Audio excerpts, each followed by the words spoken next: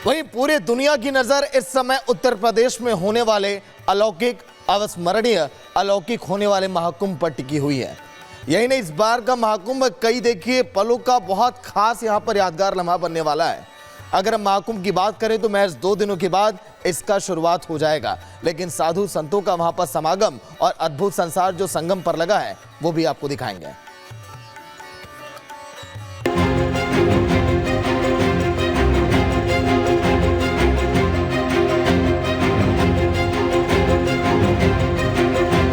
संगम नगरी प्रयागराज में महाकुंभ की अद्भुत छटा देखने को मिल रही है। रंग और रौनक ऐसी कि हर कोई दीवाना हो जाए।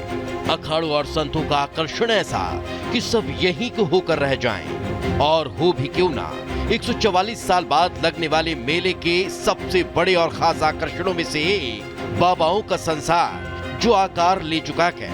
इन्हीं दिव्य संतों की अलौकिकता उनके कठोर तप साधना से सबको मोहित करती है।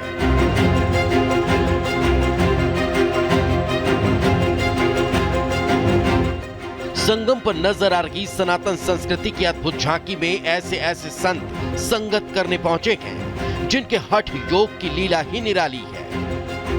संगम नगरी प्रयागराज में आस्था का सबसे बड़ा समागम महाकुंभ हो रहा है और इस महाकुंभ के लिए तैयारियां भी अनोखी की गई है। और इन अनोखी तैयारियों के बीच पहुंच रहे हैं अनोखे बाबा, अद्भुत बाबा। और इन अद्भुत बाबाओं की दुनिया बिल्कुल निराली है। कोई हठ योगी है तो कोई देश प्रेमी है। इन बाबाओं के प्रवचन सुनने के लिए देश भर से लोग इकट्ठा हो रहे हैं महाकुंभ में। आस्था की डुबकी लगाने के लिए संगम की रेती पर अब बाबाओं के पहुंचने का दौर भी शुरू हो गया है। महाकुंभ में अद्भुत छटा बिखेरते हुए साधु संतों का स्वरूप आकर्षण का केंद्र बना हुआ है। ये हैं जूना अखाड़े के नागा साधु, जिन्होंने अपने पूरे शरीर को रुद्राक्ष से ढक रखा है। उन्होंने सर से लेकर पैर तक अपने पूरे शरीर पर रुद्राक्ष पहने हुए हैं, जिसकी संख्या 1.25 लाख है। दूसरी तरफ ये हैं आनंद अखाड़े के अमित गिरी महाराज, जो पिछले 5 सालों से अपने सिर पर रुद्राक्ष का शिवलिंग बनाकर धारण किए हुए हैं, जिनकी रुद्राक्ष संख्या 51,000 है। और देश कल्याण के लिए शुरू हुआ उनका यह हठ योग रुकने वाला नहीं। इन्हीं को बिठाने के लिए बनाया। ये ऊपर हमारे इष्ट देवता हैं सूर्य भगवान, और ये सभी के इष्ट हैं नटराज जी। हाँ, शिवलिंग का आकार ही हो गया बनाते बनाते। ये लगभग 1.25 लाख रुद्राक्ष है। ये हट नहीं है, ये जो है हम 2010 से पहन रहा हूँ, जब से धीरे पहन ही रहा हूँ। ये चंद्रमा, त्रिशूल, ये सब शिव का श्रृंगार है। शिव का श्रृंगार के तरह लगाते हैं। शिव का श्रृंगार जैसे होता है ऐसे हम भी करते हैं श्रृंगार। संगम की रेती पर धुनी रमाते इन सन्यासियों की साधना भी बेहद अद्भुत होती है। इनसे मिलिए, ये उत्तराखंड के बागेश्वर से आए मंगलगिरी जी महाराज हैं, जिन्होंने 15 वर्ष की उम्र में ही सन्यास धारण कर लिया और नागा साधु बन गए। तो इन्हें देखिए, झूले के सहारे खड़े ये संत कई सालों से इसी तरह साधना में लीन हैं, जो खड़े खड़े की सोते हैं और खड़े खड़े की जागते हैं। यानी इन्होंने कई सालों से जमीन पर उठना बैठना भी छोड़ रखा है। अखाड़े से जुड़े हुए हैं। जूना अखाड़ा। जूना कितने साल के हैं? 15 वर्ष। कब से जुड़े हैं? और जब मैं 6 महीने का था तभी से। 6 महीने से। तो आप इन्हीं लोगों के साथ पले बढ़े, शिक्षा दीक्षा? हाँ। तो ये आपका हट कब से चल रहा है? 15 साल हो गए। इसके पीछे 15 साल हो गए। पीछे की वजह क्या रही? जन कल्याण के लिए। जब तक हमारा जो संकल्प जो खत्म नहीं होता, जब तक लक्ष्य पूरा नहीं होता, जब तक खड़े रहेंगे। अपनी अनूठी साधना और आध्यात्मिक शक्ति के लिए पहचाने जाने वाले बाबाओं का संसार संगम पर आकार ले चुका है। संगम पर संतों की इस अनोखी दुनिया में अलहदा साधुओं का रेला नजर आने लगा है। Bureau report, Republic Bharat.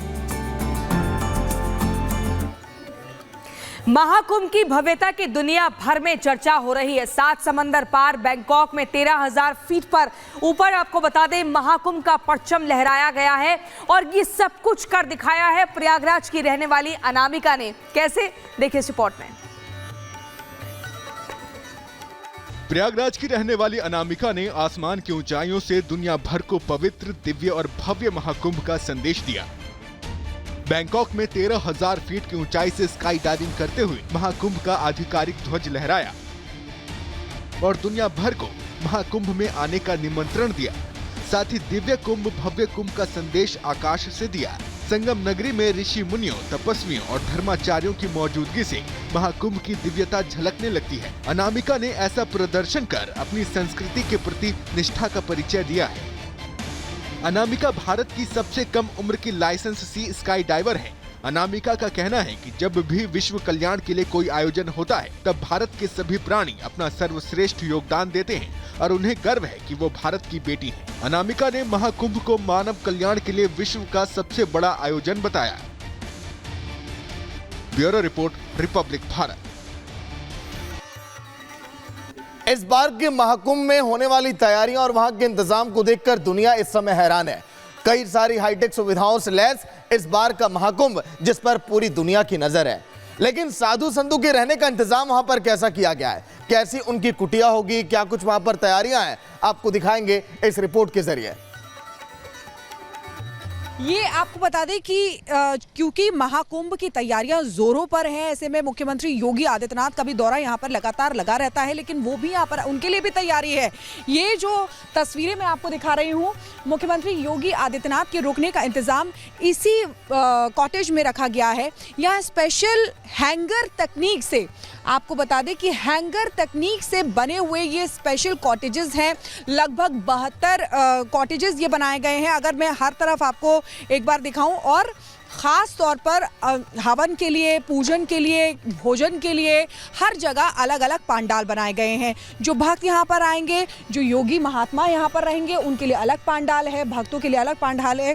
लेकिन मुख्यमंत्री योगी आदित्यनाथ के लिए जो कॉटेज बनाया गया है, एक बार मैं आपको उसके अंदर ले चलती हूँ और दिखाती हूँ, क्योंकि देखिए तैयारियाँ अभी चल रही हैं, पूरा नहीं है, क्योंकि 13 तारीख से महाकुंभ की शुरुआत है। लेकिन यहाँ पर मुख्यमंत्री योगी आदित्यनाथ के रहने का इंतज़ाम है। ये स्पेशल कॉटेज है जो उनके लिए ख़ास तौर से बनाया गया है। इसको तैयार किया जा रहा है। देखिए ये आप देखिए, इसमें ब्लैंकेट का इंतज़ाम किया जाएगा। सारी चीज़ें यहाँ पे, सारी सुविधाएं रहेंगी। खास तकनीक का इस्तेमाल किया गया है, मुख्यमंत्री योगी आदित्यनाथ के लिए बनाया गया है। और जो इसका एरिया है वो लगभग हर कॉटेज का सेम ही एरिया रखा गया है, लेकिन इसको अलग तरीके से इसलिए बनाया गया है क्योंकि देखिए अलग रखा गया है इसको बाकी के पांडालों से। उधर सारे पांडाल हैं, सब महात्माओं के, महंतों के पांडाल हैं, लेकिन इधर सिर्फ 2 पांडाल हैं जो मंदिर के बगल में, यानी कि गोरक्षनाथ जो भगवान है उनके मंदिर के जस्ट बगल में ये दोनों पांडाल बनाए गए हैं।